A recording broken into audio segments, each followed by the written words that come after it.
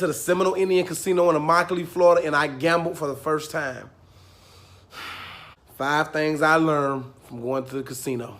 Number 1, there is no trick to the slot machine. When I sat at the slot machine, I watched enough movies to think if you hit the button a certain way, if you pull it down a certain way, if you tap the screen a certain way, certain matches would show up and certain matches would happen. I had it down to a science before I sat in this chair. It began with $20. I put a 20 in and I played $1 a game. Should have played a quarter, a nickel, a dime a game. I played $1 a game. I had 20 chances. When I lost my first 4 times in a row, then won my second 2 times in a row, I thought I had a system going. Tap it before it taps you. If you are going into the casino with an angle thinking if you touch the screen fast enough or you touch the screen slow enough that you might just hit the jackpot, you a jackass for thinking you go hit a jackpot. You are a jack in the box like a jackrabbit trying to touch the screen. Number 2, the ladies at the card table that you be playing blackjack and 21 with, they not interested in you. They just make you feel like that. In my opinion, now that I've been to the casino, it's 2 types of female positions that's designed to get your mother and make you feel like you theirs, but you not.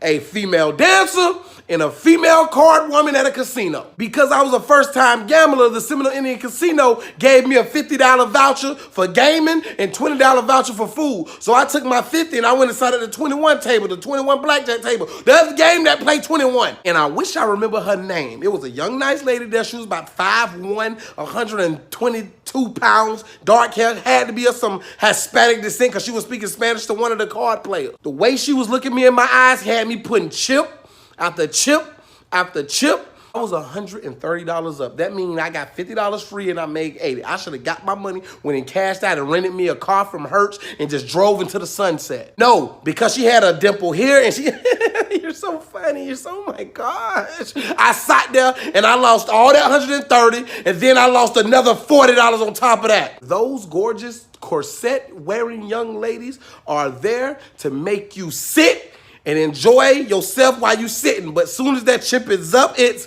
please stand up if you're not gonna play. I should have known. Number 3, if you gotta check your account balance before taking any money out, you probably should call it quits. I went into the Seminole Indian Casino in Immokalee, Florida to spend $200. I was straight spending $200. I had a great time spending $200, but I had way too much fun spending that $200 because once I hit that $200 mark, I was back at the ATM swipe. Now, I knew before I got in there, all I had was $200. I knew I should have just left. I knew I should have just went home. I knew I should have took my $7, went to Popeyes, got me a chicken and biscuit, drunk me a sweet tea, and took my non-gambling ass back home. But no, what did I do? I went to the ATM machine and I took out 4 more $20 bills. That's $80. I went back to that blackjack table where a nice pretty girl had me thinking I was gonna win. You know what? I won $10. Lost 90, won 10. So I felt like a winner. If you gotta check that ATM machine balance on your account when you in there gambling, stop gambling. Put it down, back away, because clearly you gonna need help in the future.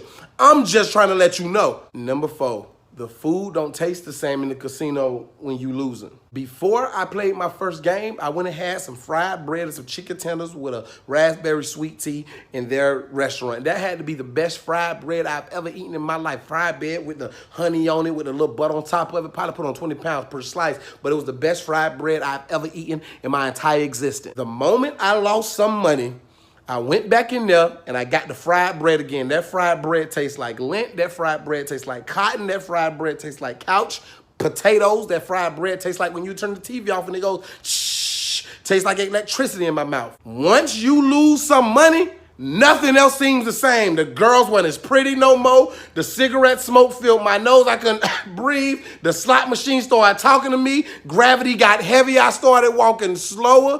$1, please. Somebody just give me $1. Somebody just give me 50 cents, please. Y'all take quarters. And number 5, everybody gambles.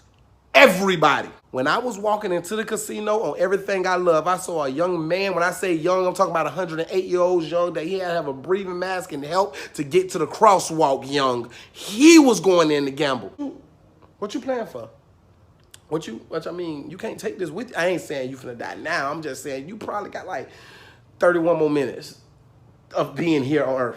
All I'm saying is there is no direct age for who's going to gamble and who's not. You got the 22-year-olds, you got the 102-year-olds, and you got everything in between. Everybody want to go. Everybody want to have a good time. I guess it's the rush of winning, and it's the agony of defeat if you lose. But if you win, you going to win big when you win a casino. I watched somebody win $12K on a slot machine that I was just sitting there, and I knew they was watching me warm up the machine. I'm supposed to be proud of my $12K.